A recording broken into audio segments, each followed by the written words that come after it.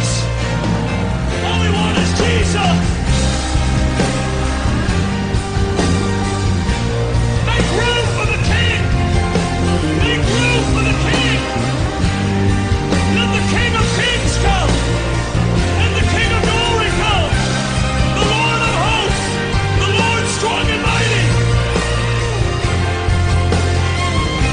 Cheer and them for 20 others.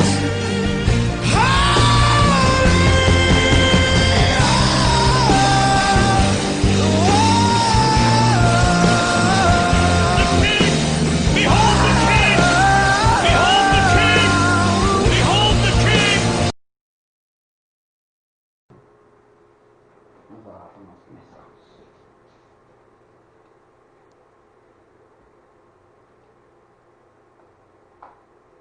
Soberano Deus e poderoso Pai, ó Deus, em nome do Senhor Jesus Cristo, ó Deus, nós entramos diante da presença gloriosa do Senhor, que o Senhor venha perdoar os nossos pecados, falhas e transgressões. O Senhor venha tomar as nossas vidas nas tuas mãos, meu Deus, abençoa a vida do Carlos, sua casa, sua família, toda a sua parentela, abençoa minha família, minha casa, minha parentela, Senhor, os meus filhos e esposa.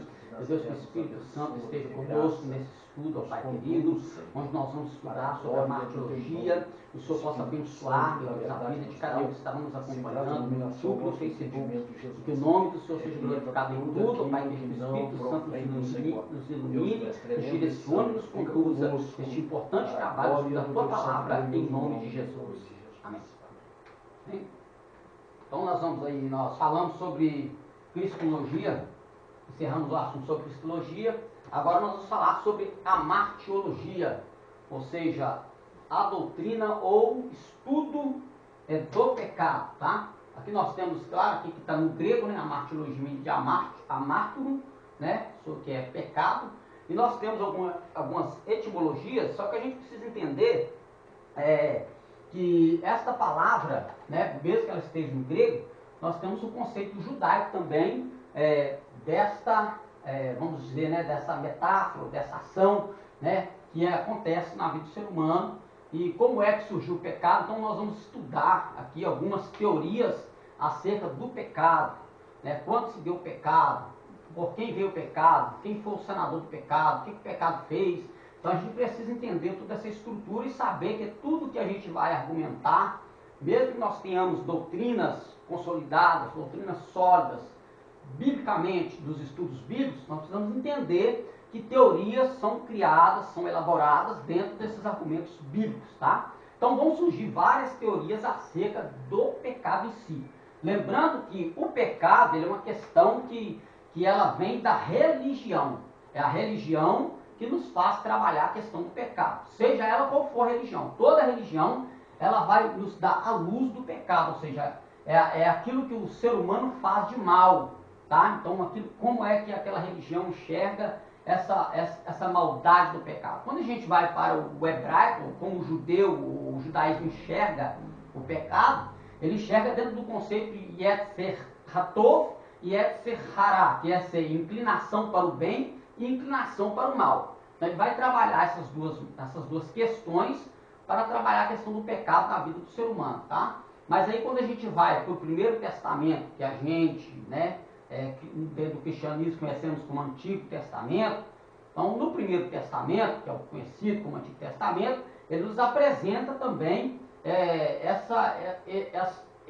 o pecado, a ação do pecado, o surgimento do pecado, né, o que o pecado está fazendo na sociedade. Então isso aparece no texto sagrado. Então o texto sagrado ele nos apresenta, e nós temos dentro do texto sagrado, eu até peguei aqui, eu estou com os meus dicionários aqui, mas eu vou pegar aqui etimologicamente, só na nossa introdução, eu vou pegar a concordância do Strong, tá? Para a gente entender etimologicamente no hebraico e etimologicamente também no grego. Porque quando a gente fala assim, grosso modo, você pergunta para alguém na congregação, isso aí é sabido de todos, né? Principalmente pessoas que participam da escola dominical, vai falar sobre pecado. Como significa a palavra pecado no grego? Amartia, ou martium. O que significa? Errar o alvo. É o conceito, grosso modo, que a gente tem, né, de pecado, de amartia, amartion, ou vai aí das suas variantes, dentro dos seus contextos, então tem vários significados. Principalmente a palavra no hebraico pecado, ela tem vários significados, porque ela tem a sua raiz, né? Nós já sabemos disso, ela tem a raiz, e dependendo do contexto e de como ela tem as suas, a sua estrutura gramatical, ela pode levar um outro sentido, fora daquele sentido original que a gente tem de questão de pecado, né? Então nós temos aqui, em primeira mão, no hebraico, eu peguei aqui do Strong, né? Nós temos duas palavras para trabalhar a questão de pecado no hebraico. Uma é o re, né? Até o nome de uma consoante do hebraico, né? O re é uma palavra, né? Nós temos, muito grande aqui não, senão vai ficar ruim, né? Nós temos aqui o re, né? Que é um T, não contado. Nós temos o re, aqui está escrito re, né? Que se for transliterar, nós vamos transliterar assim, tá? Re. Então, re é pecado. Mas dentro do hebraico, re significa simplesmente pecado? Não, significa pecado, culpa pelo pecado, punição pelo pecado, transgressão. E aí ela vai saindo para suas, né, variações, né? Nós temos ratá, rataá, rataar, rataraum, e aí nós temos o conceito de oferta pelo pecado, purificação do pecado, exposição à condenação, dentro do ratá, né? Exposição à condenação, considerado como ofensores, pecadores, dentro da questão do adjetivo, né? Então, abrange, né? Tem o conceito também de errar o caminho, tem o conceito de pecar contra Deus, pecar contra o próximo, pecar contra si mesmo, errar o alvo. Então, dentro dessa palavra hebraica, né, que é pecado, que é re, nós temos toda esta informação. Então, dependendo do contexto que você vai ler nas Escrituras, ou dentro daquilo que a gente mesmo, no conceito nosso, nós praticamos, nós erramos, né? Errar o alvo, errar o caminho, né? Desligar-se, também quer dizer também desligar-se, ou seja, o pecado desliga o homem de Deus, né? Nós temos Isaías, capítulo 59, verso de número 2 ou 2, né? Que os nossos pecados fazem separação. Então a própria palavra ali, ela já etimologicamente já o quê? Afastamento, nos separa, faz uma separação entre nós e o nosso Deus. Então a palavra re, né? Re no hebraico, nos arremete nessa separação de Deus, que é o que vai acontecer, o que aconteceu lá no Gan Eden, ou seja, no Jardim do Éden, né? Aconteceu no Jardim do Éden, quando o homem, ele transgride, tem também essa conotação de transgressão da lei, transgressão da verdade, desobediência, tá? Desonrar. Então, pecar, ofender também, ofensa, né? Então, é uma ofensa a Deus. Então, quando Adão peca, qual que foi o pecado de Adão? Aí a gente vai ler o texto e a gente vai entender que foi desobedecer um mandamento, uma ordem de Deus, né? Não fazer caso daquilo que Deus determinou. Então, ali gera, só que isso vai gerar muitas demandas dentro do conceito. Então, teorias vão surgir, teorias conflitantes entre si. Então, a gente vai apresentar essas teorias aqui e analisá-las, e dentro do texto sagrado a gente vai ser coerente com o que o texto nos apresenta, com aquilo que a gente crê, porque, como eu disse, várias teorias surgem e cada um tem um texto bíblico para argumentar. Se a gente olhar, grosso modo, a questão da martirologia e da soterologia, que é a doutrina da salvação, né, a gente tem praticamente o mesmo, é o mesmo conflito, né? Aí vem a questão de livre-arbítrio, questão de participação do homem, participação do homem, se o homem pecou sozinho, se Adão pecou sozinho, se o homem peca só depois que ele nasce. Então tem todas essas demandas, nessa questão, tanto quanto de salvação, quanto daqui da martiologia, que é pecado, do re, que é pecado. E a outra palavra que nós temos aqui, né? Essa aqui nós temos no Números capítulo 15, 28. Lê pra gente aí, fazendo favor. É bem alto aí. Números 15, 28. E o sacerdote fará expiação pela alma que pecar, quando pecar por erro, perante o Senhor, fazendo expiação por ela, e lhe será perdoado. Então a questão daí, quando você vê ele falando purificação pelo pecado, sacrifício pelo pecado, a palavra usada é essa aqui, é re, tá? É re. Então ele fazendo purificação, é aquilo que eu expliquei, né? Há a questão de purificação, então às vezes a gente tem que entender o contexto, procurar entender o contexto. E a outra palavra que nós temos no hebraico também, que vai apresentar a questão vai ser esta aqui, ó. Eu posso fazer ela com 2 vavos, tá? Eu posso fazer ela com 2 vavos, que é um final, é avon, tá? E ela pode se escrever assim também, a mesma coisa, ó. Não, ficou parecendo um carro, né? Parecendo um rato, porque vai ficar muito estranho. Vamos corrigir esse no final aqui. Avon. Então a palavra avon também, ela também tem conotação, significado de pecado, tá? Ela vai aparecer no Salmo 130, lê para nós, Salmo 130, verso 3. Essa palavra avon aparece e haja vista também que nós temos uma lente cosmética, né? Muito vendida nas comunidades, que se chama avon. E a palavra avon, o significado, grosso modo dela, é iniquidade e pecado. Avon. Então, eu não sei se o camarada que inventou, que é o dono da Avon, é judeu, se ele conhece hebraico, não sei, mas o certo é que a palavra é essa aí. E o nome aportuguesado lá é a transliteração certinha do hebraico, tá? Do Avon. Viu? Pode ler aí pra gente aí. Salmo 130, verso 3. Se tu, Senhor, observares as iniquidades, Senhor, quem subsistirá? A palavra iniquidade aí, ó, que foi colocada como iniquidade aí, ela é também pecado, tá? Como eu disse, ela tem as suas variações, mas dentro desse Salmo 103, ela vai estar dentro dessas conotações aqui, ó. Avon.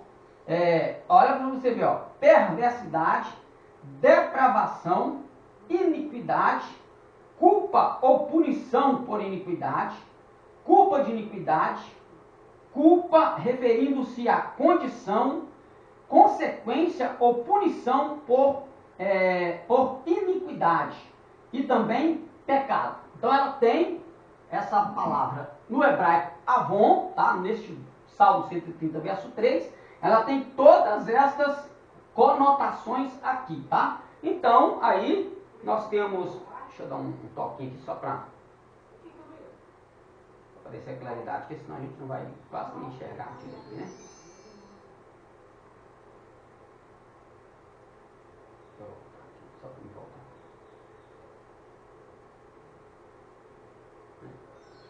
Então nós temos aqui, né, avon, vou apagar aqui. Agora nós vamos para aquilo que é dentro do conceito da própria palavra etimologicamente no grego em si. E aí nós vamos ter, aqui também eu tenho um strong também, tá? Aí meu trabalho deu, né, na minha tiragem que deu 5 pochilas, aí aqui é do grego, mas também com strong. Vem tudo num volume só, mas como eu, né, não fiz igual você, né? Pedi o rapaz fazer frente verso, quando eu pedi frente verso já era, né? Já tinha feito já um monte já. Teve uma ali que deu dessa grossura assim, a primeira que eu fiz. Mas o que é que acontece? Aí nós temos aqui, ó, nós temos aqui amarte no grego, que na verdade a palavra amartano, vou escrever aqui amartano no grego, né?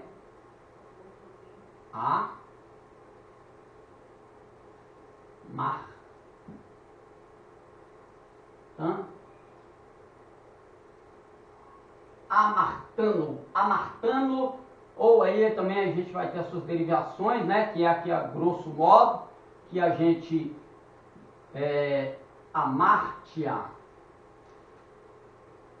É um ri, né? É um ri. Amártia, que é a palavra grega, o grego vai nos apresentar aí. Agora, o que é importante aqui, dentro desse conceito aqui, está assim, ó. Vamos lá. Amartano. No termo em parte, errar o alvo. Ou seja, essa questão de errar o alvo que a gente aprendeu, grosso modo, né? Escola bíblica dominical, pregadores falando, também usando o público para falar, era quando os gregos, eles iam corrigir seus filhos, quando o filho estava na rua, e o filho fazia algo que não era agradável aos olhos do seu pai, e aquilo feria a moral do seu pai, o que ele estava fazendo, então ele gritava, amartando! Ou seja, você está errado, você está cometendo algo contra mim, amartando, amartia, está fazendo algo, você está errando o alvo, a direção é essa. E isso era gritado também pelos gladiadores ou os olímpicos dentro, tá? Nas Olimpíadas gregas, os olímpicos gregos, eles gritavam também essa palavra aqui quando eles estavam ali numa competição que ele não se dava bem, então ele gritava, né, amartando, como se ele tivesse errado a posição, errado o golpe, errado algo, tá? Então tem esse sentido. Então dentro, aí quando a gente, no termo religioso, né, no termo bíblico, quando é usado no termo bíblico, nós temos aí errar o alvo, errar está errado, errar ou desviar-se do caminho, desviar-se da retidão, desviar-se da honra, fazer andar no erro, desviar-se da lei de Deus, violar a lei de Deus, pecado. Pecado, ação mal, sinônimo. E aí nós temos aqui amartia, né? Aqui, ó, equivalente dessa palavra amartano, não ter parte em errar o alvo, estar errado, errar o desviar-se do caminho da retidão da honra, desviar-se da lei de Deus, violar a lei de Deus, pecado, aquilo que é errado, é uma ofensa, uma violência à lei, da lei divina, em pensamento ou em ação.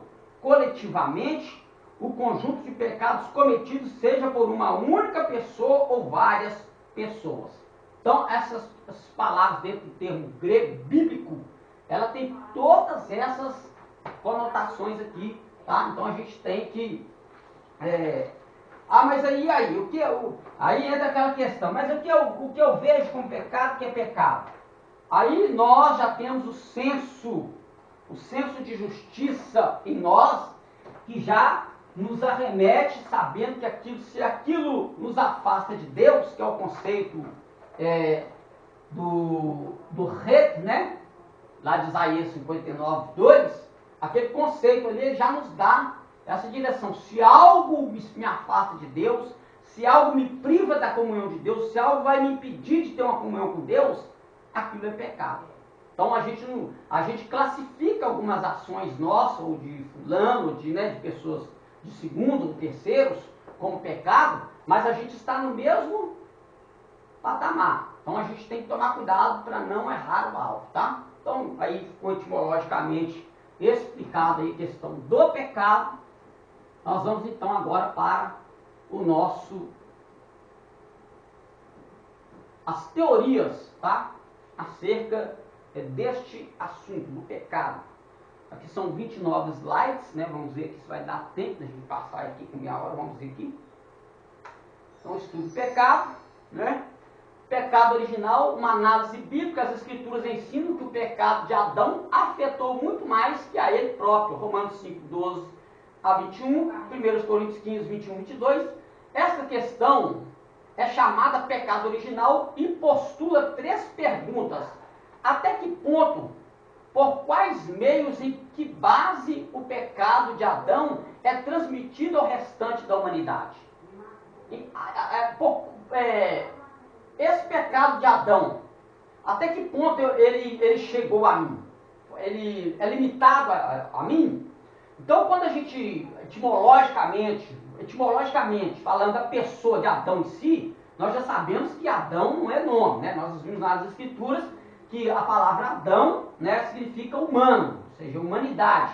Por isso que a Bíblia, quando a Bíblia classifica a transgressão de Adão passando a todas, porque o gene está nele. A semente da humanidade está nele. Tá? É aquilo que a gente falou, né? Quando a gente estava estudando sobre a pessoa de Cristo, né? A pessoa de Cristo, Cristologia, nós vimos lá, nós falamos sobre a questão do primeiro Adão e do segundo Adão. O primeiro Adão afetou toda a humanidade, trazendo transgressão e morte, mas o segundo Adão, que é Cristo, trouxe redenção a toda a humanidade.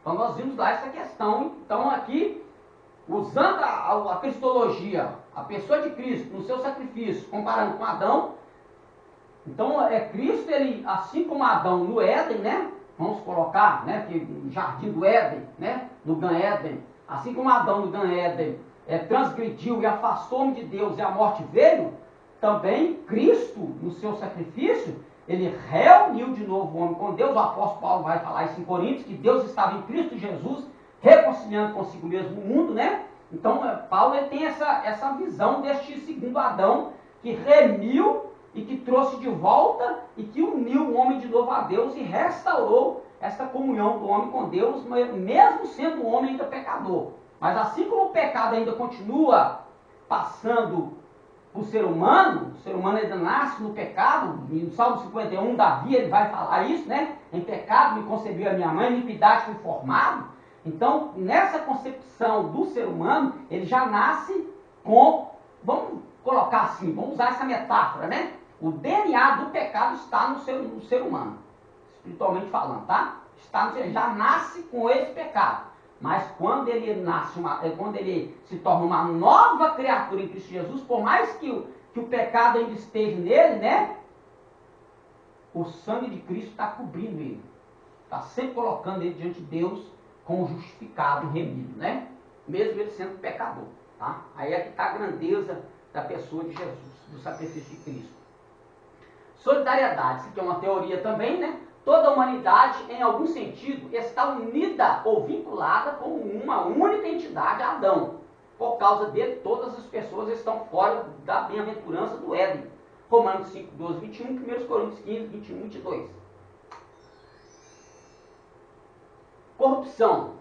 Por estar a natureza humana tão deteriorada pela queda, pessoa alguma tem a capacidade de fazer o que é espiritualmente bom, sem a ajuda graciosa de Deus. Isso é fato, né? Isso é fato. É ali onde que o calvinismo não vai entender quando a gente fala sobre a questão do livre-arbítrio, né? Mas acha que a gente está desfazendo da graça de Deus. Não, o livre-arbítrio não anula a graça de Deus. Mas a graça de Deus, ela nos dá certeza também da questão do livre-arbítrio, né? Porque a gente continua com os nossos desejos, paixões, intenções, e Deus, ele Ela é resistível, senhor. É resistível. Eu estava lendo um texto de Hebreus e mexeu muito comigo isso aí, porque o escritor de Hebreus vai dizer assim, ó, e ninguém se prive da graça de Deus. Por que ele falou ninguém se prive?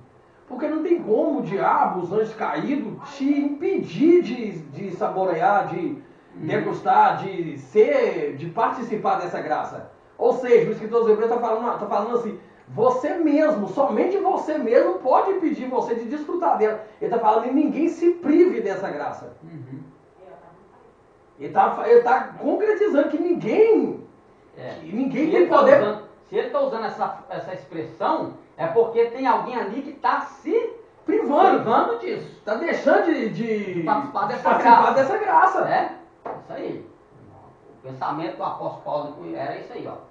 A essa condição chamamos corrupção total, né? Ou depravação da natureza. Não significa que as pessoas não possam fazer algum bem aparente. Apenas que nada do que elas façam será suficiente para torná-las merecedoras da salvação, tá? Por mais que a gente tenha o consenso de fazer o bem, a consciência de fazer o bem, porque somos regenerados da pessoa de Cristo, por mais que nós façamos o bem, esse bem que nós fazemos, né, realizamos na presença de Deus e dos homens, não nos garante questão de salvação, é a graça de Cristo. Mas ela nos garante uma comunhão purificadora, né, de santidade na presença dele, tá? A gente está falando de coisa que está passando ali. Assim, a corrupção é reconhecida na Bíblia, Salmo 51:5 menciona Davi sendo concebido em pecado, ou seja, seu pecado remontava à corrupção. Romanos 7, de 7 a 24, sugere que o pecado, embora morto, estava em Paulo desde o princípio, mas categoricamente, Efésios 2:3, declara que todos somos, por natureza, filhos da ira, todos. Então, como é que eu escapo? Filhos da ira, mas por que ira? Porque o pecado é a que traz a ira de Deus. E o que aplaca a ira de Deus é o sacrifício de Cristo, né? É o pecado que atrai a ira de Deus. A Bíblia ensina estarem corrompidos os adultos, que cada um, os adultos, e que cada um produz o seu igual. Jó 14:4, Mateus 7, 17, 18, Lucas 6, 43. Então, a pessoa, cada um comete o seu pecado, né? Tem um versículo na Bíblia que vai dizer assim: aquele que queixa de seus próprios pecados. Eu não vou me queixar do pecado do outro, mas eu tenho que queixar do meu pecado, né? Os seres humanos, forçosamente, produzem filhos corruptos. A natureza corrompida produzindo filhos corruptos é a melhor explicação da universalidade do pecado. O ser humano já nasce em pecado. Ele só vai ter a consciência do pecado depois de certa idade, né? Porque o Paulo vai dizer que a lei mostrou para ele, a lei que matou ele. Por quê? Porque a lei diz não matarás, né? A lei diz não roubarás. A partir do momento que a lei diz que matar era pecado, que roubar era pecado, que adulterar era pecado, ele tomou consciência e ele morreu. Mas aí a graça veio e libertou ele dessa morte, né? Tudo por causa da ação do pecado, né? A pecaminosidade de todos. Romanos 5:12 declara que todos pecaram. Romanos 5:18 diz que mediante um só pecado, todos foram condenados. O que subentende que todos pecaram. Romanos 5:19 diz que mediante o pecado de um só homem, todos foram feitos pecadores. O paralelo entre Adão e Cristo. Romanos 5:12, 21. E em grau menor, 1 Coríntios 15, 21, 22. Enfatizam um nítido paralelo entre Adão e Cristo. Romanos 5,19, especialmente relevante, porque como pela desobediência de um só homem, Adão, muitos foram feitos pecadores, assim, pela obediência de um, Cristo, muitos serão feitos justos. Aí, né? Então Cristo cumprindo essa cobertura, né? Por isso que aquela palavra ali, a palavra que é pecado, dentro de um sentido que a gente vê de um outro contexto que a gente coloca, ele já não entra nem como questão de pecado. Aquela palavra, ela dentro da sua raiz com uma variante gramatical, ela já entra como sacrifício pelo pecado, que é o que Cristo fez. Para você ver, a raiz fala pecado, mas quando vai usar gramatical dentro de um outro contexto, ela toma uma nomenclatura, uma pronúncia diferente, dizendo assim, uma pronúncia diferente, mas ela vai falar de pagamento pelo pecado, que é o que Cristo fez por nós, que é o que nós lemos aí em Números, lemos aí em Números. Conceitos judaicos. 3 correntes principais são identificadas no judaísmo. A teoria predominante é a das duas naturezas, é aquilo que eu disse, a boa, Yetzer Tov, e a má, Yetzer Hara, né? Que é Gênesis 6:5 e Gênesis 8:21, que é a inclinação, aqui inclinação para o bem e aqui inclinação para o mal. Yetzer Hatov e Yetzer Hara, é a inclinação para o bem e inclinação para o mal, isso está dentro do homem, tá? Essa atitude está na natureza do homem, mas aí o homem tem que tomar cuidado com aquilo como é que ele vai vencer isso, não em questão de vencer por si, mas fugir dessa aparência do mal, como diz o apóstolo Paulo, né? Os rabinos debatiam sobre a idade em que esses impulsos se manifestam. E se o impulso mal é realmente iniquidade ou apenas intuito natural. Seja como for, os maus são controlados pelo impulso mal, ao passo que os bons o controlam. Então cada um é controlado. A Bíblia vai dizer que cada um é atraído, né? Aquele que cai, ele cai por aquilo que ele é atraído, a iniquidade que o atrai, o desejo que o atrai. Se aquele desejo é para um desejo bom, ele vai para a bondade. Mas se é para um desejo mau, ele vai para a prática do pecado, o mal. O agnosticismo. Aos que sustentam não haver evidências bíblicas suficientes para uma teoria detalhada do pecado original. Qualquer assertiva quanto à pecaminosidade que vá além de uma conexão entre Adão e a raça humana é considerada especulação filosófica. Embora esteja correto que a doutrina não deve basear-se em especulações extrabíblicas, é válido a dedução das Escrituras.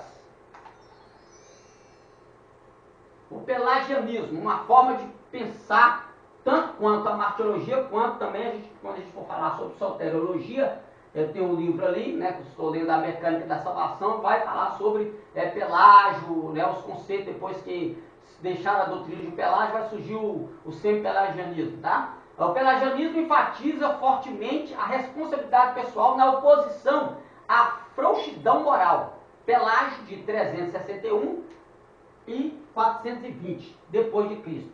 Ensinava que a justiça de Deus não permitiria a transferência do pecado de Adão a outras pessoas e que, portanto, todas as pessoas nascem sem pecado e com total livre-arbítrio.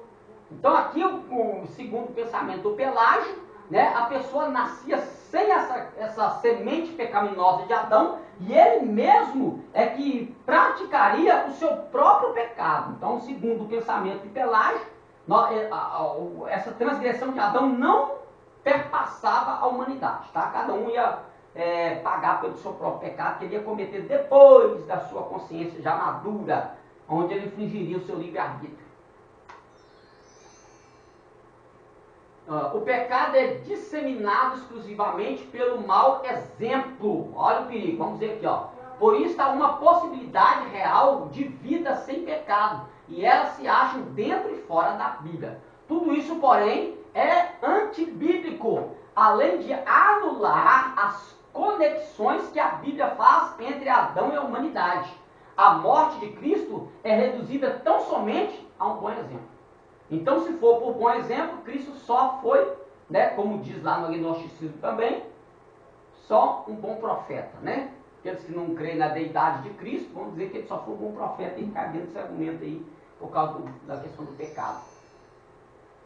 Semi-pelagianismo sustenta que, embora a humanidade tenha se enfraquecido com a natureza de Adão, sobre o livre-arbítrio suficiente para a iniciativa de ter fé em Deus, e então ele, Deus, né, corresponderá. A natureza enfraquecida é transmitida naturalmente a partir de Adão, porém, como se sustenta a justiça de Deus após permitir que a pessoa inocente receba uma natureza maculada, e como salvaguarda a natureza impecável de Cristo.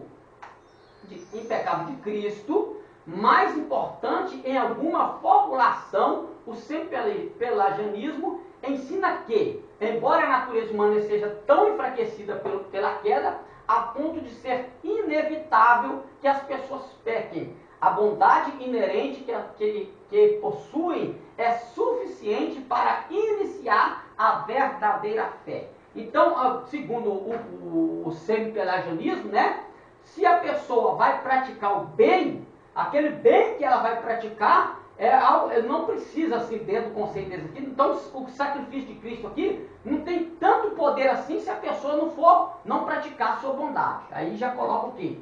Que a obra vai salvar a pessoa, né? E o pecado, ele depende da cobertura da transgressão. A transmissão natural ou genética. Essa teoria sustenta que a transmissão da natureza corrupta baseia-se na lei da herança. Toma por certo que as características espirituais são transmitidas da mesma forma que as naturais. Tais teorias mencionam usualmente a transmissão da natureza corrompida, mas não a da culpa. Então a natureza do homem, ela é corrompida, mas ela não leva a culpa por causa dessa corrupção. Ou seja, se eu dentro da minha moralidade, se eu dentro daquilo que eu entendo por questão de transgressão, eu não cometer, eu não sou culpado. Eu estou isento de culpa. Ou seja, se eu morrer pelo bem que eu faço, por esse eu vou para a eternidade, independentemente de Cristo ou não. Está aí um fundamento que tem que tomar cuidado, que eu sempre pela Genise também trago essa demanda. Mesmo assim, não parece haver base adequada para Deus infligir numa alma virtuosa uma natureza corrupta. Ou seja, então, Deus seria injusto, né? Se Deus vai olhar por esse ato da pessoa pela sua bondade não ter a culpa, Deus então vai ser injusto de fazer a pessoa nascer sobre a maldição do pecado cometido por Adão, tá? Então, segundo o pensamento deles, né? Então, Deus aqui seria injusto, né? Nem está claro como Cristo pode ter uma natureza plenamente humana e ao mesmo tempo livre do pecado. A gente vai ver essa questão aqui. Imputação mediada. A imputação mediada entende que Deus imputou culpa aos descendentes de Adão por meios indiretos ou mediados. O pecado de Adão o fez culpado e, como castigo, Deus corrompeu-lhe a natureza. E como ninguém da sua posteridade tomou parte na sua ação, nenhum de seus descendentes é culpado. Mesmo pensamento lá do sempelagianismo. Mesmo assim, recebem a sua natureza como consequência natural de serem descendentes dele, não como julgamento. Então, para esse pensamento aqui da imputação mediada, né, a pessoa que está nascendo na condição de pecado, ela não está nascendo porque ela foi julgada em Adão, né? Ou seja, o que Adão cometeu lá não trouxe culpa para ela. Então ela não está sob julgamento. O pecado dela não está sob julgamento ainda. Aí é perigo, né? Porém, antes de cometerem qualquer pecado real ou pessoal, aparentes que a sua natureza necessita, fecha parênteses, Deus os julga culpados de possuir aquela natureza corrompida. Só de possuir a natureza, mas não de praticar, né? Vamos tomar cuidado demais com esse tipo de argumento. Infelizmente, essa tentativa de proteger Deus da inflição injusta da culpa exclusiva de Adão à humanidade resulta em acusar Deus de uma injustiça ainda maior, permitir que a corrupção causadora do pecado enfraqueça pessoas destituídas de culpa e depois julgá-las culpadas deste mesma corrupção. Então a pessoa não cometeu nada. E ela traz nela a semente de Adão, né? Ela vem da descendência de Adão por humanidade, mas ela não cometeu o pecado de Adão. Então Deus é injusto de julgar aquela pessoa por uma coisa que ela não cometeu. Então a corrupção, né? Dessa mesma corrupção, falando da corrupção de Adão. Então coloca Deus como injusto aí dentro dessa teoria. O realismo e o federalismo são as teorias mais importantes. O realismo sustenta que o tecido da alma de todas as pessoas estava real e pessoalmente em Adão, seminalmente presente, falando assim de semente, né? DNA, como se fosse um DNA. Eu dou uma outra palavra, uma outra expressão que eu ia usar aqui, fugiu aqui. Por seleção natural da própria pessoa de Adão. Segundo o conceito traduciano da origem da alma, participando de fato do seu pecado, cada pessoa é culpada porque, na realidade, cada um pecou. A natureza da pessoa passa então a ser corrompida por Deus como julgamento contra aquele pecado. Então já está caminhando para dentro daquilo que a Bíblia nos afirma sobre que todos pecaram, né? Adão pecou, mas também todos pecaram e destituídos estão da glória de Deus, né? Aí na questão de geração humana de Adão, né? Pode-se dizer que se tem uma coisa em que o homem é perfeito, é em pecar, né? Misericórdia. Que perfeição, você falou, mas que perfeição terrível. Por natureza, né? Você não erra mesmo, né?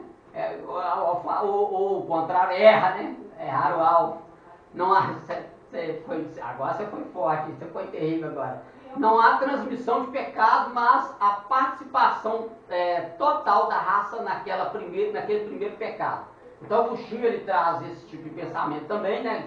Agostinho, 354 a 430 depois de Cristo, aperfeiçoou a teoria, dizendo que a corrupção era transmitida mediante o ato sexual, assim conseguia manter Cristo livre do pecado original, porque ele nasceu de uma virgem. Aí entra uma questão também, né, que vai ser corrigida pela questão de Agostinho, porque senão aí nós vamos dizer o quê? Que o pecado de Adão e Eva foi sexo. Não foi, porque nós sabemos que Deus já deu para eles esta ordem, crescer, multiplicar e encher a terra.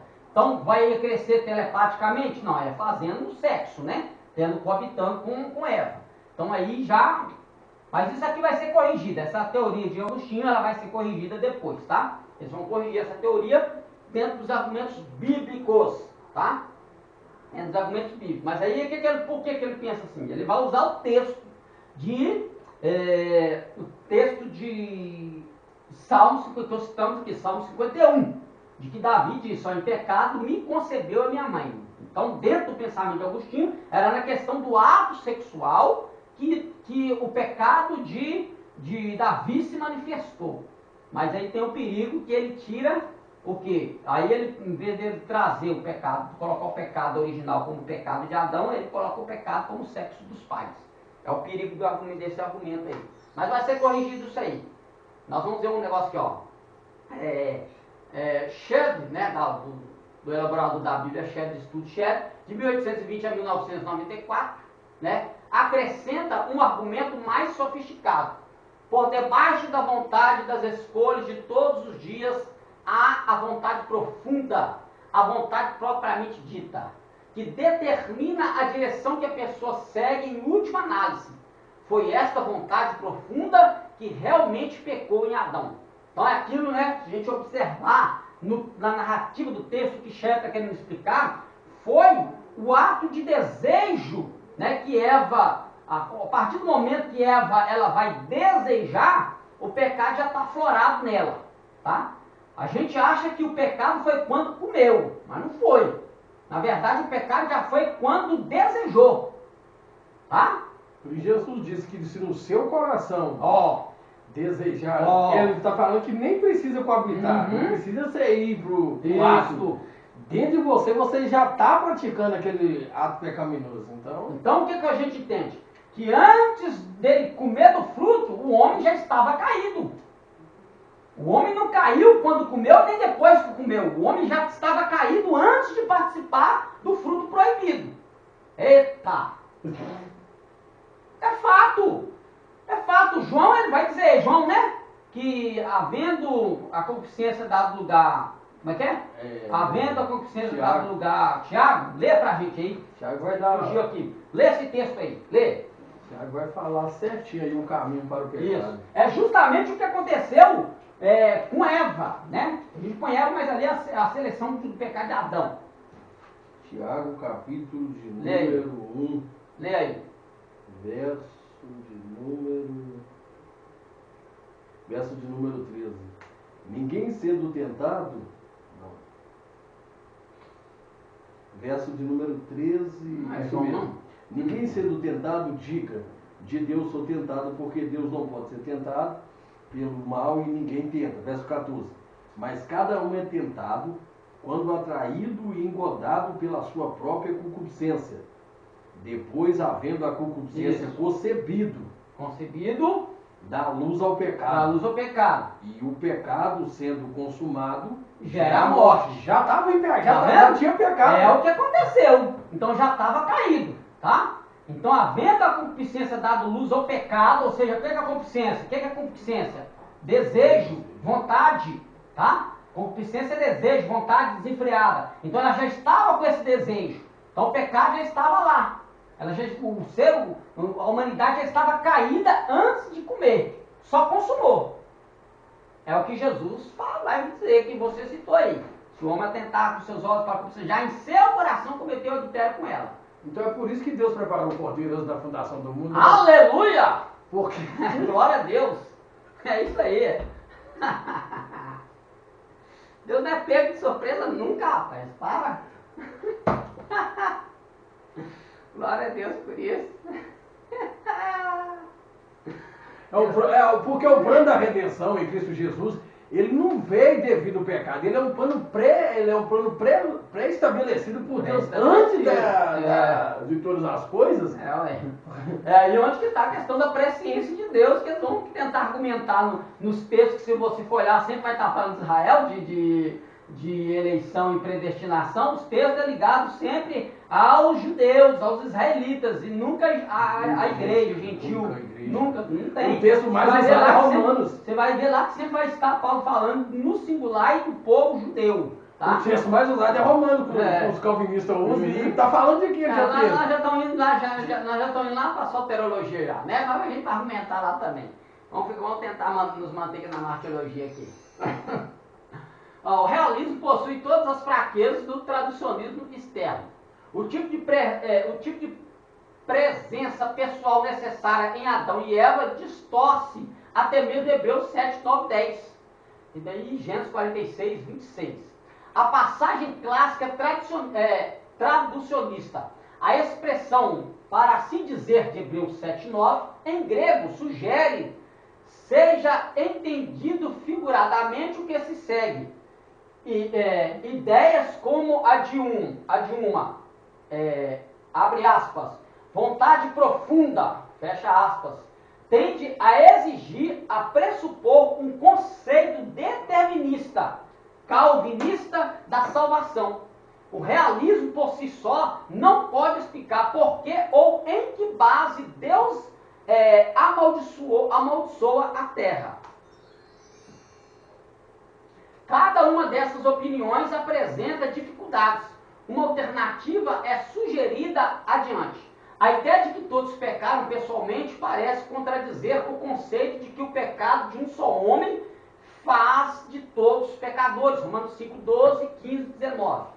Posto que todos pecaram em Adão, com Adão e como Adão, sugere terem pecado segundo o padrão do primeiro homem, o que contraria Romanos 5, 14.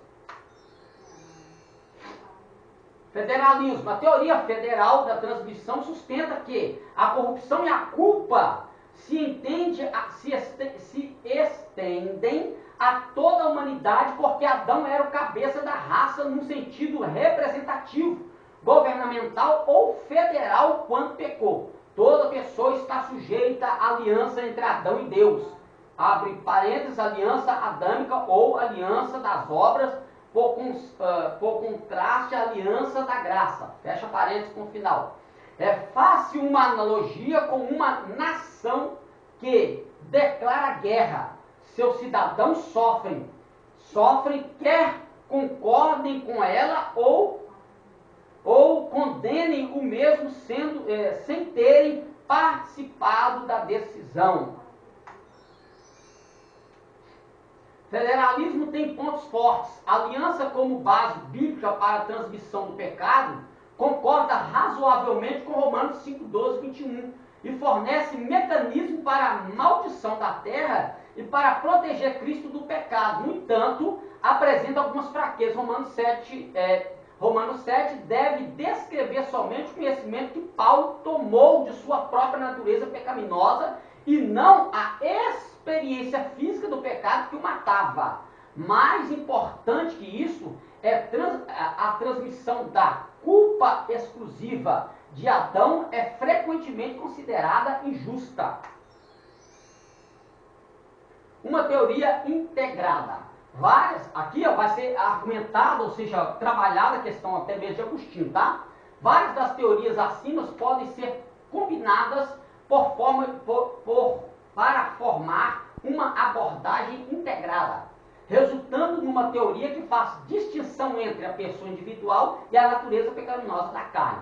Quando Adão pecou, separou-se de Deus e isto produziu nele, Adão, como indivíduo e na sua natureza, a corrupção.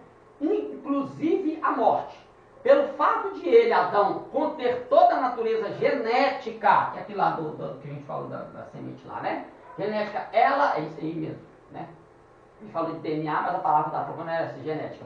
Ela toda ficou corrompida. A natureza genética é transmitida naturalmente ao aspecto individual da pessoa, o próprio eu, como em Romanos 7.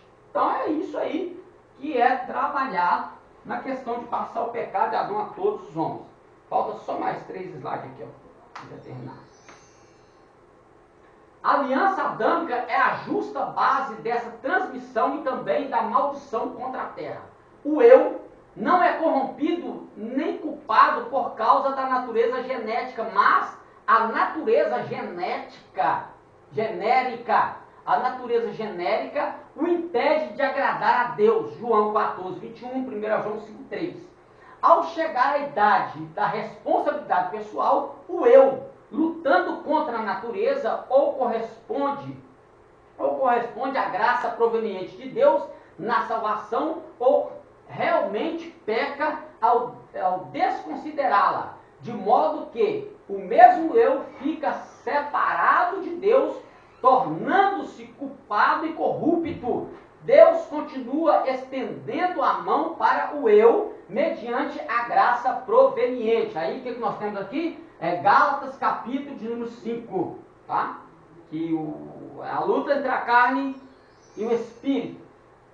Logo, Romanos 5,12 pode dizer que todos pecaram e que todos estão corrompidos e necessitando de salvação, mas nenhuma culpa é infligida àquele que ainda não pecaram na realidade. Isto é, consistente com a luta descrita em Romanos capítulo 7. Nem todas as pessoas pecam da mesma forma que Adão. Romanos 5,14. Mas o pecado de um só homem realmente traz a morte e transforma todos em pecadores. Por quê? Nós não estamos pecando com Adão no ato de desobedecer uma lei, de comer de um fruto. Mas o pecado ele é uma realidade na vida do ser humano em si, por causa da genética, da genérica, né, desse pecado genérico de Adão, que veio lá de Adão e passou a toda a humanidade. Então esse é o pecado. Então quando fala que não pecou a semelhança de Adão, é no ato de não participar daquele pecado específico. Mas toda a humanidade já é em si corrupta por causa do pecado, da transgressão que trouxe morte a todos os homens, né? Por isso que todos morreram. Força e extensão do pecado. O pecado não consiste apenas de ação isoladas, mas também é uma realidade ou natureza dentro da pessoa. Efésios 2, 3. O pecado como natureza indica a sede ou a sua localização no interior da pessoa, como a origem imediata dos pecados. Inversamente, é vista a necessidade do novo nascimento de uma nova natureza a substituir a velha pecaminosa. João 3, 3 a 7, Atos 3, 19, 1 Pedro 1, 23. Esse fato é revelado na ideia de que a regeneração só pode acontecer de fora para dentro da pessoa. Jeremias 24, 7, Ezequiel 11, 19, Ezequiel 36, 26, 27, Ezequiel 37, de 1 a 14 e 1 Pedro capítulo 1, verso 3. Último. Consequência do pecado, a penalidade ou castigo é o resultado justo do pecado, infligido por uma autoridade aos pecadores e fundamentado na culpa destes. O castigo natural refere-se ao mal natural, abre parênteses, indiretamente da parte de Deus, fecha parênteses, incorrido indiretamente, tem que entender isso aqui, porque senão Deus seria o causador do mal, certo? Fecha parênteses. Incorrido por atos pecaminosos, abre parênteses, como a doença venérea provocada pelos pecados sexuais e a deterioração física e mental provocados pelo abuso de substâncias, fecha parênteses. O castigo positivo é infligido sobrenaturalmente e diretamente por Deus. O pecador é fulminado e aí vai-se, etc. Então, dentro dessa argumentação, o pecado seria como se fosse o vírus da AIDS injetado numa pessoa. A pessoa está com o vírus da AIDS, né? Pelo menos hoje já tem um coquetel que mantém a pessoa, mas aquilo ali, ela está praticamente, a imunidade dela está tão baixa que qualquer gripezinha que ela pega, ela já está correndo risco de morte, tá? Mas aí tem o coquetel que foi elaborado, produzido, né? Para que a pessoa tome, e esse coquetel vai ajudar a pessoa a ir sobrevivendo, né? Ela vai vivendo a vida dela, mas o vírus está ainda na vida dela ainda. Ela ainda é o transmissor do vírus do HIV. Ela mesmo tomando coquetel, você olha para a pessoa tem uma aparência de uma pessoa saudável, mas o vírus da morte, da AIDS, está lá. As células delas estão ali combatendo para não morrer, tá? Então o pecado é mais ou menos assim, fazendo a analogia que ele usou aqui, né? Da doença venérea. É mais ou menos assim que o pecado age. Aparentemente você não vê, mas todos nós estamos infectados pelo pecado, nós estamos carregando a morte pela culpa do pecado. Mas existe, perdoe Jesus, o sangue de Jesus, né? Para aquele coquetel que mantém, é o sangue de Jesus que nos mantém vivos. Ou seja, que nos dá vida, né? A gente pode ter a nossa vida restabelecida na presença de Deus. E aí, nós não somos fulminados, porque o sangue de Jesus está nos mantendo. Usando essa analogia para entender. Então, estudamos aí sobre a questão do pecado, a consequência do pecado. Ó, vimos ali a raiz etimologicamente sobre a palavra pecado, o que significa pecado. E aí cabe a cada um de nós analisarmos o que é que nos separa de Deus. E saber que aquilo que nos faz distanciar de Deus é um pecado sendo praticado. Então vamos procurar a face do Senhor, buscar a face de Deus. Somos pecadores, né, como o próprio salmista diz, né, sou pó, sou verme, sou cinza, mas temos um Deus vivo, um Deus compassivo, um Deus amoroso, que enviou seu Filho Jesus para nos purificar de todo pecado, como disse João, né, que o sangue de Jesus Cristo nos purifique de todo pecado. Vamos viver debaixo desse sangue, dessa graça, e amar a Deus acima de todas as coisas. Deus em Cristo Jesus nos abençoe. Na próxima aula nós vamos falar sobre soteriologia, que é sobre a doutrina da salvação. Deus abençoe.